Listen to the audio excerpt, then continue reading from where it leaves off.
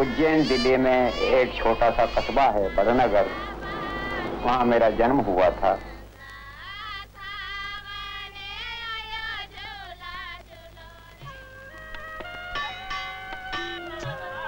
मंदिरों की नगरी उज्जैन।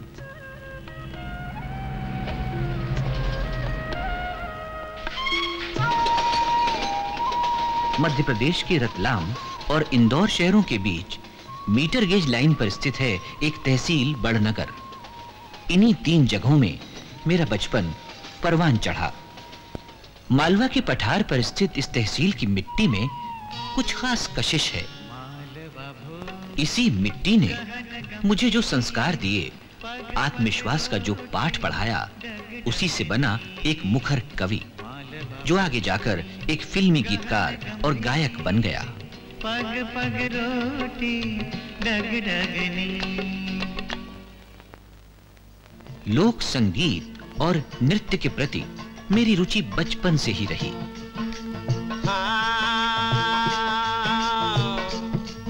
अरे पश्चिम दिशा से मारा पीर जी पधारिया ने करी अजमल आओ तारा ये वो जियो रे जी। शायद यही वजह थी कि आसपास की बस्तियों के आदिवासी लोगों के सुरीले भजन मुझे प्रभावित करते रहे।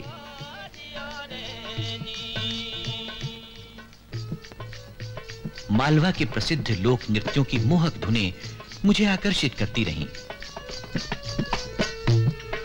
चम्मल टिपरा और चामलाया की नदियां न्यारी, चम्मल टिपरा और चामलाया की नदियां न्यारी, कल कल करती बहती जावे सीधे या तो क्यारी। यारा मालवारी ओ मारा मालवा की धरती मने प्यारी लागे। मेरे गीतों में मुख्यतः लोक संगीत का स्वाद इसी का परिणाम है।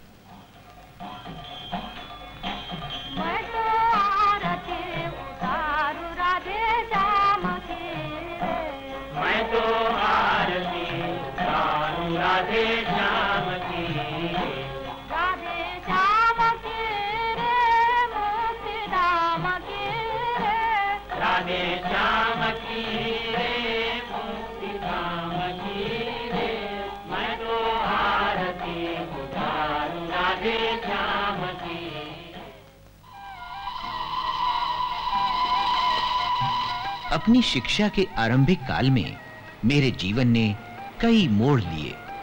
बचपन में मिले संस्कारों ने मुझे जीवन के जिस दर्शन से परिचित कराया था, उस पर मैं पूरी जिंदगी अमल करता रहा। मैं जन्मजात विद्रोही हूं। शहर के माहौल में मेरा दम घुटता था। मैं वापस चल पड़ा, फिर उसी माहौल में जो मुझे बेहद पसंद था। इंदौर से बड़नगर 75 किलोमीटर का फासला, रेल की पटरी पर पैदल, अजीब सफर, मगर एक तमन्ना थी अपनी मंजिल तक पहुंचने की। इसी यात्रा का अनुभव मेरे एक गीत में मूर्त रूप लेता है। सच तो यह है कि भोगा हुआ यथार्थ ही मेरे जीवन का फलसफा है।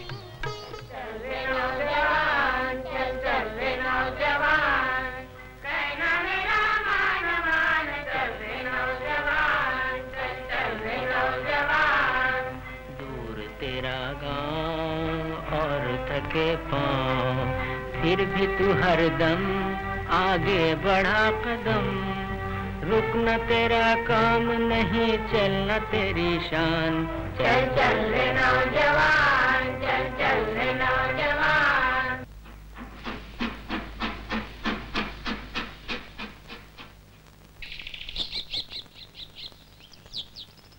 मेरी उच्च शिक्षा गंगा और यमुना के संगम पर बसे शहर इलाहाबाद और फिर लखनऊ में हुई।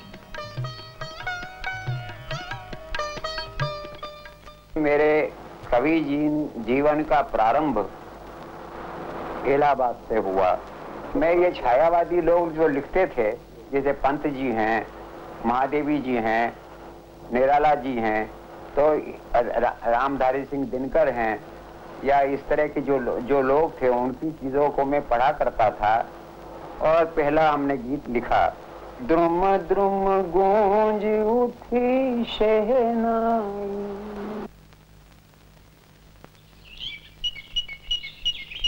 मेरा सृजन मन तत्कालीन सामाजिक और राजनीतिक गतिविधियों से प्रभावित हुआ और मैं उसे अपने से अलग नहीं कर पाया। गुलामी के दिनों में मेरे मन में भी देशभक्ति की ज्वाला जलने लगी और अंतर्मन की व्यथा शब्दों के सहारे आकार लेने लगी। राष्ट्रीय और अंतर्राष्ट्रीय घटनाओं का प्रभाव भी मेरी रचनाओं में मुखरित होने लगा। द्वितीय विश्व युद्ध के भयानक परिणामों को देखकर मैंने लिखा था,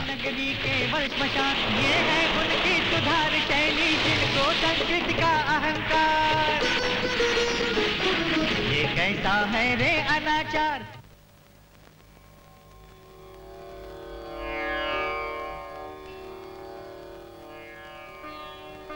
हरिद्वार में प्रणव मंदिर के उद्घाटन समारोह में मेरी मुलाकात स्वामी नित्यानंद महाराज से हुई। अन्य प्रतिष्ठित लोगों के साथ उन्होंने मेरी भी रचना सुनने की इच्छा व्यक्त की। आपकी कोई रचना सुनाइए।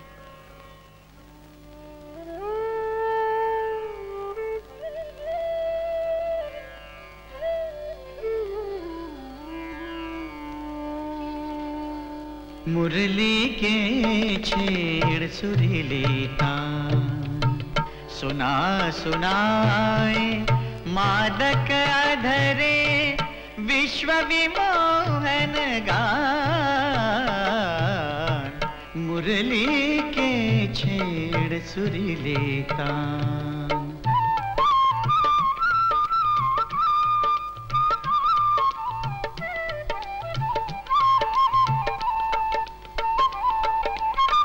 प्रात जगा सोई विभावरी खगकुल ने छेड़ी आशावरी। तू ध्वनि विरहित पड़ी बावरी उठ अब सत्वर तू भी सज धज कर ले स्वर संधान। मुरली के छेड़ सुरीली तान सुना सुनाए मादक अधरे विश्व विमोहन गान। मुरली के छेड़ सुरीली तान। स्वामी नित्यानंद महाराज मेरी रचना सुनकर बड़े प्रसन्न हुए और उन्होंने पूछा, आगे क्या करने का इरादा है? शिक्षक बनने का। फिर स्वामी जी कुछ क्षण के लिए ध्यान मग्न हो गए, जैसे अदृश्य में कुछ पढ़ रहे हों। तुम्हारा भाग्योदय तो पश्चिम दिशा में होने वाला है और वो भी 2 महीने में। स्वामी नित्यानंद महाराज की भविष्यवाणी इसी समारोह से जैसे फलीभूत होने लगी। 6 अगस्त 1939 इस दिन ने मेरी जिंदगी में परिवर्तन ला दिया। बंबई के फिल्म जगत में यानी बॉम्बे टॉकीज में मेरा प्रवेश हुआ। सब लोग मुग्ध हो गए तो हिमांशु रॉय ने कह दिया उनसे जो लाने वाले हैं कि पठाओ। मतलब उसको इनका लेटर ले आए, मिस्टर रामचंद्र द्विवेदी प्रदीप।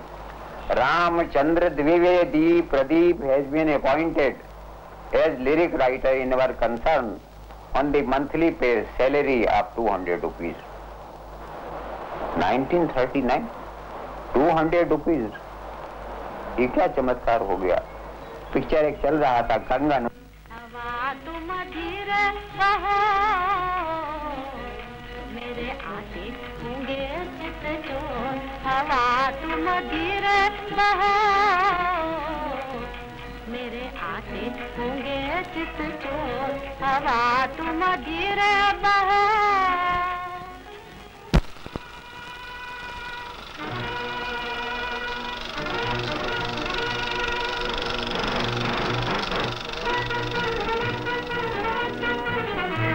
सन 1943 देश स्वतंत्रता संग्राम के निर्णायक दौर से गुजर रहा था।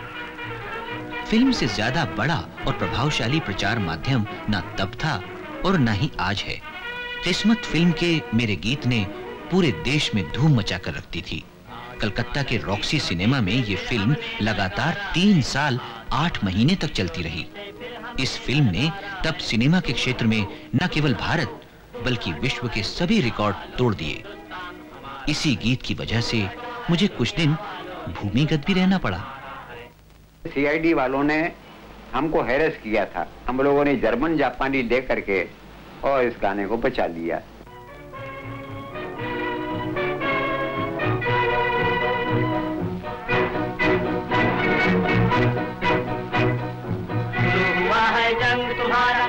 उठो हिंदुस्तानी, तुम न किसी के आगे झुकना, जर्मन हो या जापानी। शुरू हुआ है जंग तुम्हारा, जाग उठो हिंदुस्तानी, तुम न किसी के आगे झुकना, जर्मन हो या जापानी। कलम और तलवार की ताकत में यही फर्क है। जहाँ एक तलवार किसी की जान लेकर उसे बेजान कर देती है, वहीं कलम से निकले शब्द करोड़ों लोगों में जोश और जुनून भर सकते हैं। हिंदुस्तान का बंटवारा बड़े दर्दनाक ढंग से हुआ था। चारों तरफ मारकाट मची थी और सारी जनता एक दुखदाई दौर से गुजर रही थी। उस करुण घटना को मैंने बड़ी सरल भाषा में एक फिल्म के लिए लिखा था। तेरे संसार की हालत क्या हो गई भगवान, कितना बदल गया इंसान, कितना बदल गया इंसान। मेरे मन में देशभक्ति की लगन थी। मेरा सपना था धर्म, जाति, भाषा और संस्कृति के नाम पर विभाजित भारतीय जन को एकता के सूत्र में पिरोना। अंग्रेज शासक फूट डालो और राज करो की नीति अपना रहे थे। तभी मैंने अपनी भावना इस गाने से व्यक्त की। राम के भक्त रहीम के बंदे, रचते आज फरेब के फंदे। मनुष्य की कल्पना और यथार्थ में जमीन आसमान का फर्क होता है, क्योंकि हर कल्पना यथार्थ नहीं होती। देश में प्रार्थना और अजान एक साथ गूंजे, ये मेरी इच्छा थी, पर यथार्थ में कुछ और ही हुआ। इस विद्वेष की पराकाष्ठा और सांप्रदायिक उन्माद की परिणति देश के विभाजन में हुई। राजनीति जीत गई और मानवता हार गई। फिल्मी दुनिया के इतने नजदीक होने के बावजूद भी उन्होंने अपने तत्वों को, अपने विचारों से कभी भी समझौता नहीं किया। स्वयं वे गांधी जी के आदर्शों को काफी ऊंचा मानते थे। उनके आदर्शों को अपने जीवन में उन्होंने स्वयं उतारा था। कर दिया कमाल, दे दी हमें आजादी बिना खड्ग बिना ढाल, साबरमती के संत तूने कर दिया कमाल। मेरे काव्य में सामाजिक परिवेश और राजनीतिक स्थितियों का प्रतिबिंब दिखाई देता है। इसका मतलब ये नहीं होता कि मैंने कभी प्रेम काव्य लिखा ही ना हो। जवानी अकेलेपन की घड़ियां हमको ना भाई, इजाजत हो तो हम आए, हमारी भी ये हसरत है किसी का प्यार हम पाए। इजाजत हो तो हम आए।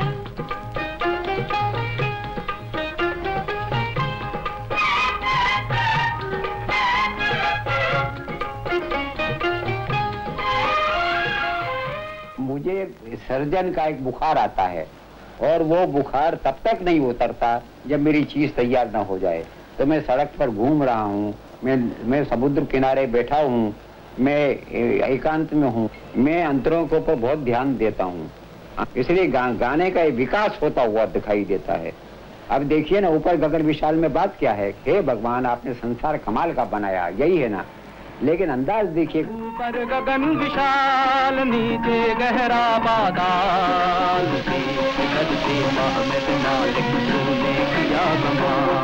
अरे वाह मेरे मालिक क्या तेरी लीला, तूने किया कमाल, तूने किया कमाल। ऊपर गगन विशाल। अक्टूबर 1962 चीन ने भारत पर आक्रमण किया।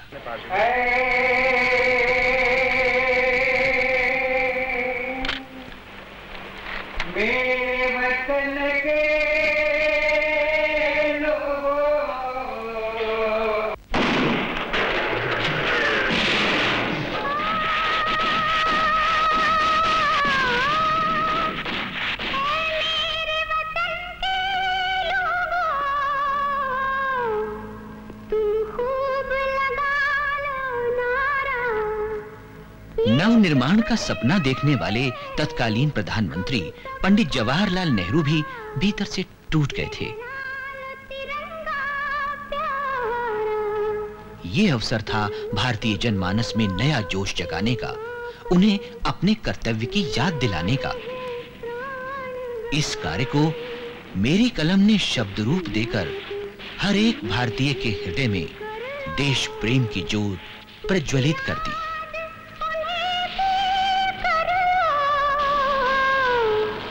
जो लौट के घर ना आए, जो लौट के घर ना आए। मेरे बापू का ये गाना जो बहुत ही प्रसिद्ध है, उसके बारे में बहुत कुछ लिखा और कहा गया है, पर आज मुझे आपसे एक बात कहनी है। अभी कुछ दिन पहले मैं पूना गई थी, तो हमारे एयरफोर्स के कुछ लोग मुझे मिले थे। उनमें से कुछ लोगों ने मुझे कहा कि दीदी, ये गाना जो आपके पिताजी ने हमारे लिए लिखा है, ये जब अपनी वॉर के वक्त बंकरों में बजता था तो ये सुन के हम लोग बहुत रोया करते थे। इस गाने में जो प्रदीप जी ने हमारी कदर की है वो कभी किसी ने नहीं की। जय हिंद तो सभी कहते हैं, पर प्रदीप जी ने लिखा जय हिंद की सेना। ये हमारे लिए अपने आप में एक बहुत ही बड़ी बात है। इंसान का इंसान से हो भाईचारा, यही पैगाम हमारा, यही पैगाम हमारा। मैं तो आरती उतारूं रे संतोषी माता की, मैं तो आरती उतारूं रे संतोषी माता की, मैं तो आरती उतारूं रे। जय जय संतोषी माता, जय जय माँ, जय जय संतोषी माता, जय जय माँ। सन 1998 में मुझे दादा साहब फाल्के पुरस्कार से सम्मानित किया गया। भारतीय फिल्म जगत का सर्वोच्च सम्मान। मेरे देश ने मेरा सम्मान किया।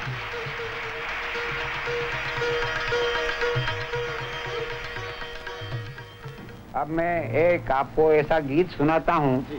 कभी कभी खुद से बात करो, कभी कभी खुद से बोलो।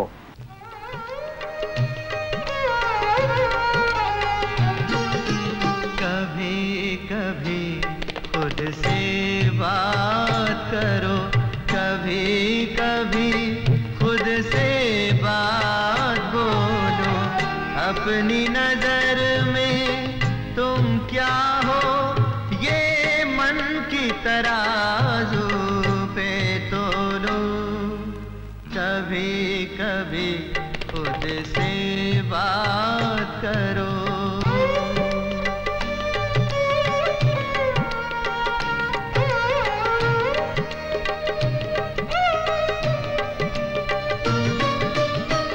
हरदम तुम बैठे ना रहो शहारत की इमारत में।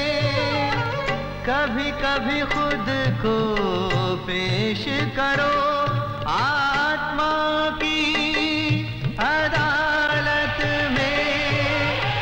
अपनी नजर में तुम क्या हो, ये मन की तराजू पे तोलो। कभी कभी खुद से बात करो, कभी कभी खुद से बात बोलो। अपनी नजर में तुम क्या हो, ये मन की तराजू पे तोलो। कभी कभी खुद से बात